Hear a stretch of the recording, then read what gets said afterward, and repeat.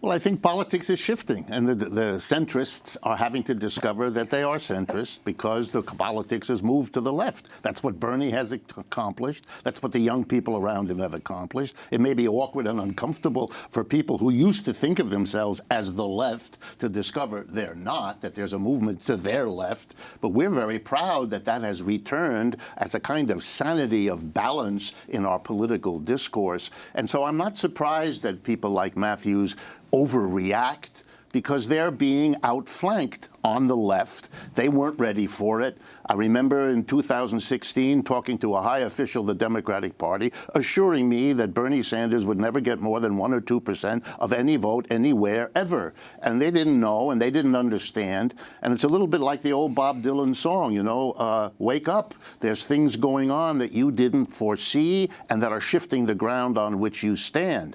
But I want to be clear that many of us welcome this. I mean, Chris Matthews has been on a tear.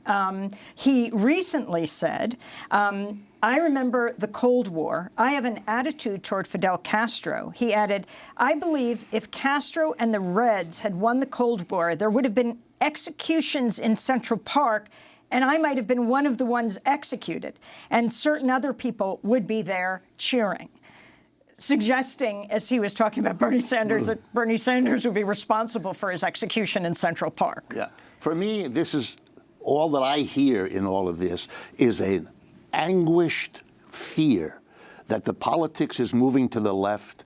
These are individuals who made a commitment long ago in their lives not to go to the left, even if they had sympathies there, to stay in the middle because it was the safe, the wise thing for their future, for the country, and for their careers. And that's no longer the case, and they are outraged and outcome these kinds of comments. I actually agree that a lot of young people have reacted. I mean, we have a 60-year-long campaign of equating any attempt to make American lives better with socialism, and a fair number of young people have said, well, in that case, I'm a socialist. The trouble is, you're not going to win this election without a fair number of old people, too.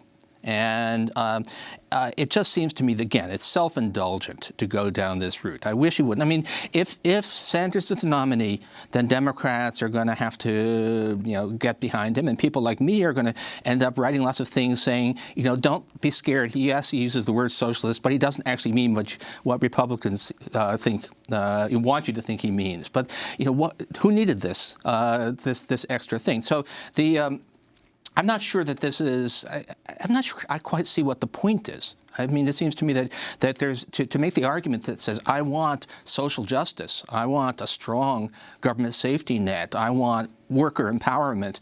You can say all of those things without having to, you know, give ammunition to people who want to make you sound like Stalin. So, I mean, I'm going to be spending. I expect Sanders will probably be the nominee, and I expect to spend a lot of the next year saying, look, he's really talking about Denmark, not Venezuela. But I shouldn't have to be doing that.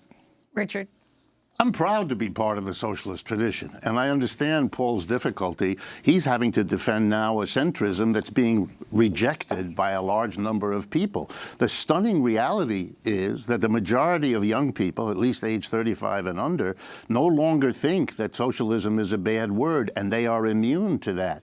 And the young people are the future of this country, which the older people know too.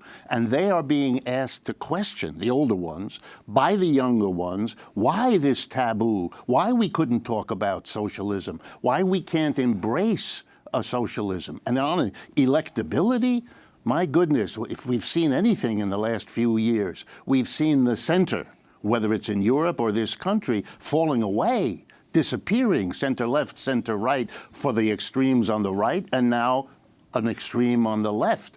I don't find that frightening. I understand people who are centrists do, but I welcome that we can have an honest debate in this country, and there's much in the socialist tradition that is well worth keeping. There are lessons of what we should do, just like there are lessons of what we shouldn't do, which is true for capitalism as well. So we're opening things up, and I think when it comes to electability, we have as much to argue that this is the way forward as anyone on the other side.